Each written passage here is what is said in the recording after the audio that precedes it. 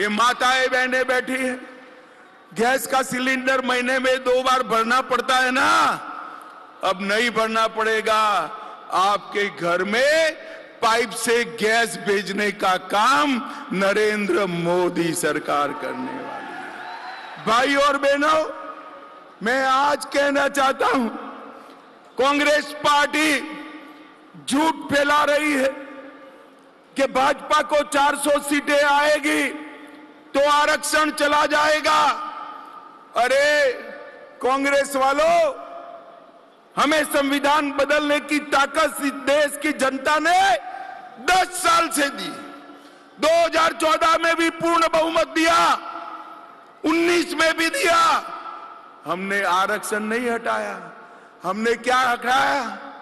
हमने पूर्ण बहुमत का उपयोग क्या किया?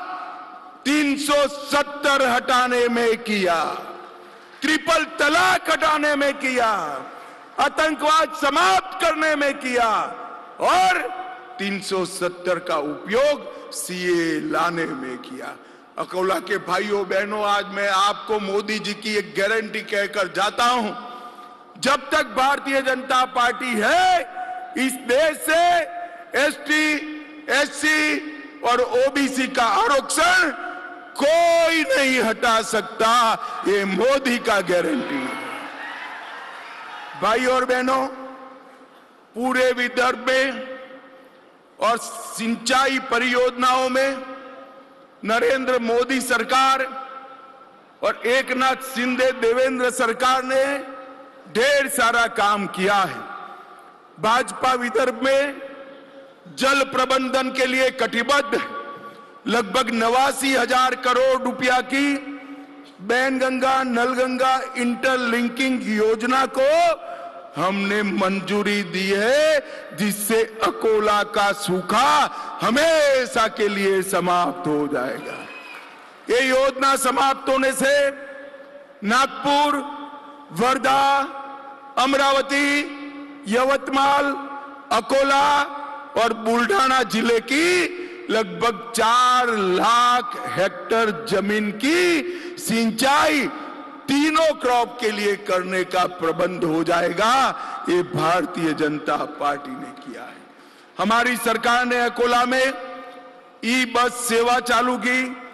सामगांव जालना रेलवे मार्ग के लिए 50% निधि राज्य सरकार की लेकर रास्ता चालू किया। अमृत 2 में 21,000 करोड़ के काम किए। 160 करोड़ से विदर्भ मराठवाड़ा डेयरी प्रोजेक्ट डाला। अकोला में वेटरनरी कॉलेज डाला। बुल्ढाना में मॉडर्न ऑरेंज प्रोसेसिंग सेंटर डाला। 1700 करोड़ का वेस्ट प्रोसेसिंग का प्लांट डाला और लोनार संवर्धन के लिए 370 करोड़ का प्लांट भी मंजूर किया। भाइयों और बहनों, सिर्फ एक अकोला में और अमरावती में 2-2 लाख माताओं को गैस का सिलेंडर देने का काम ये भारतीय जनता पार्टी की सरकार ने किया है। भाइयों और बहनों, मैं जब आज अकोला आया तब शरद राव को जरूर कुछ पूछना चाहता हूं। उद्धव जी को तो पूछने का सवाल ही नहीं है, क्योंकि उद्धव जी को अपने बेटे के अलावे कुछ दिखाई ही नहीं पड़ता है। परंतु शरद राव को मैं जरूर पूछना चाहता हूं, शरद राव, आप 10 साल तक महाराष्ट्र से केंद्र सरकार में थे, कृषि मंत्रालय संभालते थे। 10 साल तक ये सोनिया मनमोहन सरकार ने महाराष्ट्र के विकास के लिए कितना पैसा दिया? भाई अकोला वालों, हिसाब देना चाहिए या नहीं देना चाहिए? जरा बोलो भाई, देना चाहिए या नहीं देना चाहिए? ये नहीं देंगे, मगर मैं लेकर आया हूं, मैं दे देता हूं। उनका और हमारा दोनों का हिसाब दे दूं ना? पक्का? तो ध्यान से सुनिए, 10 साल में सोनिया मनमोहन ने महाराष्ट्र को 1,91,000 करोड़ दिया था, 1,91,000 करोड़। और भारतीय जनता पार्टी की नरेंद्र मोदी सरकार ने 1,91,000 के सामने 15,000 करोड़ रुपया महाराष्ट्र को देने का काम। इसके अलावे 2,90,000 करोड़ इंफ्रास्ट्रक्चर के विकास के लिए, 75,000 करोड़ सड़क निर्माण के, 2,10,000 करोड़ रेलवे के विकास के लिए और 4,000 करोड़ एयरपोर्ट के लिए देने का काम किया। और हमारे देवेंद्र जी ने इन्वेस्टमेंट में महाराष्ट्र को भारत में नंबर 1 बनाने का काम किया है, नंबर 1। भाई और बहनों, ये आधी शिवसेना, आधी एनसीपी और ये दोनों ने आधी की हुई कांग्रेस, ये 3 आधे महाराष्ट्र का भला नहीं कर सकते। कर सकते हैं क्या? अरे जोर से बोलो, कर सकते हैं?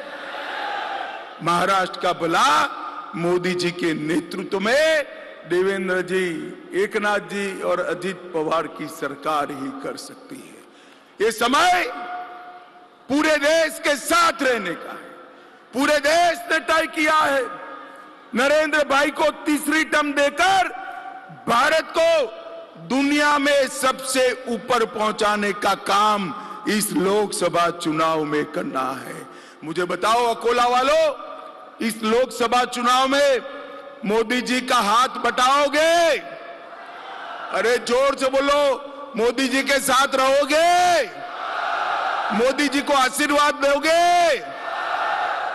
अनूप धोत्रे को कमल के निशान पर बटन दबाओगे? देखो भाई, कमल के निशान पर बटन तो दबाना है, मगर इतने गुस्से के साथ दबाना है कि बटन अकोला में दबे और करंट इटाली में जाकर लगे। अनूप के निशान के सामने कमल पर बटन दबाओगे?